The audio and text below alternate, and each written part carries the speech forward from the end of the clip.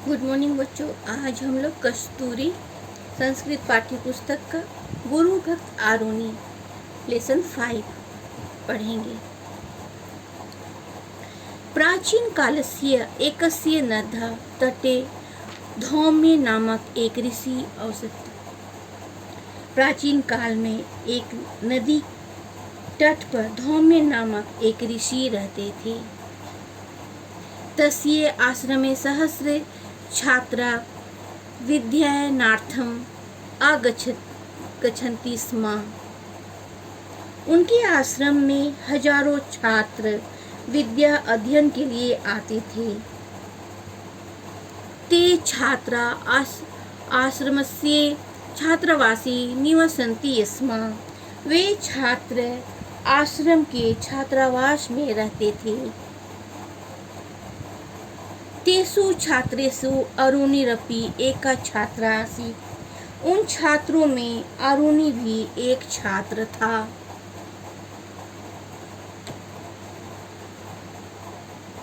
अरुणि धौम्यस्य शिष्येषु सौम्य विनम्र सरल हृदयस्य आसीत्। अरुणि धौम्य के शिष्यों में सौम्य विनम्र और सरल हृदय वाला था। सा सर्वदा गुरु आज्ञा पालयन्ति स्म। वह हमेशा गुरु की आज्ञा का पालन करता था। आश्रमस्य पशूनां चरणं रक्षणं वृद्धानां सेवा आश्रम वटुकानां सहायता च तस्य मुख्य कार्याणि आसन्। आरुणि धौम्य के शिष्यों में सौम्य विनम्र सरल हृदय वाला था। वह हमेशा गुरु की आज्ञा का पालन करता था। आश्रम के पशुओं को चारा एवं उनकी रक्षा करना, विधुओं की सेवा करना, आश्रम के ब्रह्मचारियों की सहायता करना उसके मुख्य कार्य थे। एकदा नभा मेघै आच्छादितं भवता शीघ्रं च धारासारै वृष्टिधारब्धा। सर्वे छात्र गुरु आदेशात् छात्रावासं प्रति आगतवान्। तदा गुरु आरुणि महर्षिः अदृश्यत च वत्स त्वं शीघ्रं गत्वा क्षेत्रां जलप्रवाह बहिर्गमनात् अवरोधय। एक बार आकाश बादलों से ढका था और जल्दी ही मूसलाधार वर्षा आरंभ हो गई।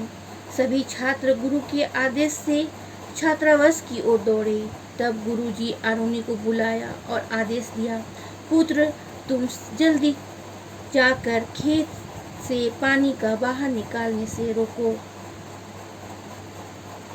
आरुणि गुरु आज्ञा स्वीकृत्य तथा कर्तुक्षेत्रम् अगच्छत्।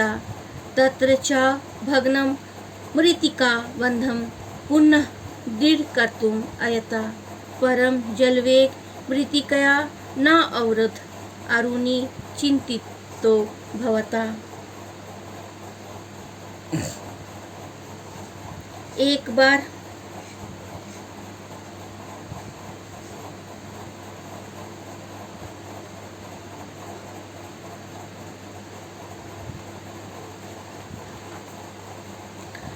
आरुणि गुरु की आज्ञा का स्वीकार करके वैसा करने के लिए खेत पर गया।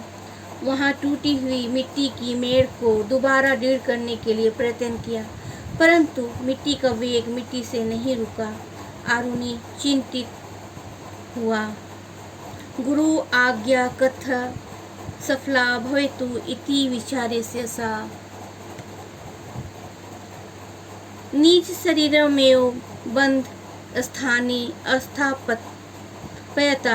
दिवसो रजन्यां परिवर्तित रात्रौ यदा धौम्य छात्रेषु अरुणि न अपश्यत् तदा सा वटुकान् अपृच्छत्।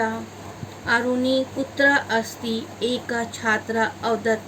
गुरु भवनं एवं तं क्षेत्रे जलम् अवरुद्ध्य प्रेष्यता। गुरु की आज्ञा कैसे सफल हो, ऐसा सोचकर उसने अपना शरीर ही बांध मेढ़ के स्थान पर रख दिया, अर्थात वह वहाँ लेट गया। दिन रात में परिवर्तित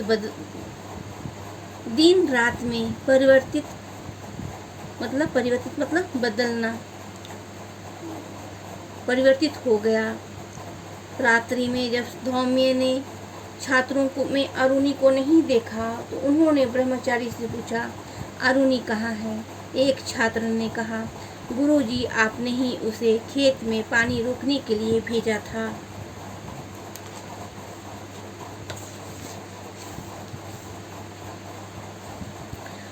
अनेन धौम्ये अरुणि विषये अतीव चिंता अभवत्। स शीघ्र शिष्यं क्षेत्रं प्रति अगच्छत्। वृत्ति काली लिप्तदेहस्य निज प्रिय शिष्यस्य गुरु भक्ति दृष्ट्वा च अतीव प्रसन्न भवता। यत्र अरुणि निज देहे बंध दृढ़ं कृत्वा आश्रमस्य शरीरस्य रक्षां करोतु। प्रश्नो भूत्वा गुरु आशीर्वादम् ऐच्छत्। पुत्र विद्वान् भव। अरुणि गुरु आशीर्वादेन विद्वान् भूत्वा संसारे प्रसिद्ध अभवत्। इससे धौम्य अरुणि के विषय में बहुत ही चिंतित हुए। वह शीघ्र शिष्यों के साथ खेत की ओर गए। अपने प्रिय शिष्य को मिट्टी से सने शरीर को और भक्ति को देखकर वह बहुत प्रसन्न हुए, क्योंकि अरुणि ने अपने शरीर से मेढ़ को दृढ़ करके आश्रम के खेत की रक्षा की थी।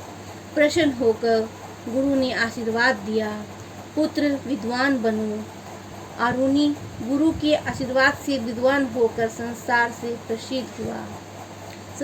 में प्रसिद्ध हुआ। तो बच्चों, ये पाठ में एक गुरु और शिष्य की विषय में बतलाई गई है। गुरु के आदेश का शिष्य अपनी ईमानदारी से पालन करता है। तो ये पाठ हम लोगों का समाप्त होता है। आप जितने भी सारे प्रश्न उत्तर हैं उसको आप अपनी संस्कृत कॉपी में लिखेंगे।